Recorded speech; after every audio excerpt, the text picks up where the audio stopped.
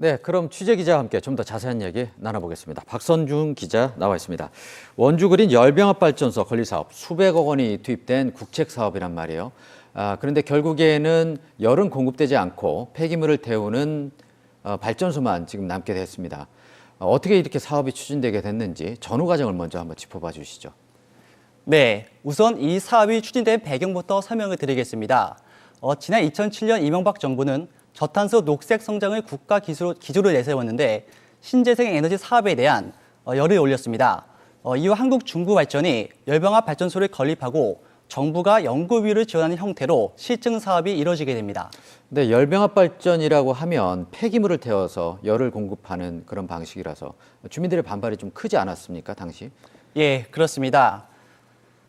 한국중부발전은 사업 부작 후에 애를 먹었는데요. 마침 기반시설공사가 한창인 원주 기업도시를 주목하게 됩니다. 당시 기업도시를 조성하고 있는 롯데건설 측에 발전소를 건립할 테니 열 공급 사업을 맡아달라고 제안을 하게 됩니다. 네, 그 롯데건설이 잘 맡아서 사업을 추진하면 될 텐데 롯데건설이 사업을 포기했단 말이에요. 거기서부터 이제 문제가 시작됐고 이후 이런 상황에서도 중부발전이 발전소 사업을 강행했단 말이에요. 이 부분에서는 중부발전이 비난을 면치 못할 것 같은데요. 결국 주민 피해만 커지지 않았습니까? 네, 그렇습니다. 기업도시 입주민들은 결국 저렴한 열 공급 대신 값비싼 도시가스를 사용하고 있습니다.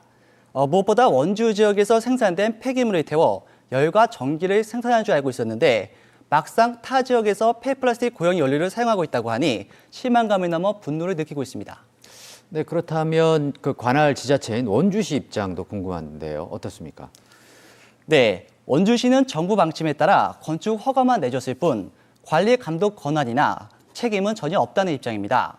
하지만 원주시는 열병합 발전소가 열 생산을 하지 않고 있다는 사실을 이미 알고 있었습니다. 네, 결국 주민들은 국책 사업이라서 사업이 잘 될 줄 믿었는데 결국에는 난방열 공급이 안 되는 발전소가 들어서고 그것도 폐기물을 태우는 발전소만 지금 덩그러니 남게 됐는데요.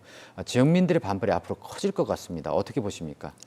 예, 기업도시 입주민들은 비상대책위원회를 구성하기로 하고 진상규명과 발전소 가동 중단에 위한 집단 행동에 나서기로 했습니다. 문제가 공론화된 이 시점에 제기능을 상실한 열병합 발전소를 이참에 없애야 한다는 게 지역사회의 공론입니다. 네, 그럼 이런 상황에서는 사업을 주관한 중부발전이나 건축 허가를 승인한 원주시가 주민들을 상대로 명확한 해명을 해야 할 것 같습니다. 앞으로 후속 취재 부탁드리겠습니다. 박성준 기자 수고했습니다.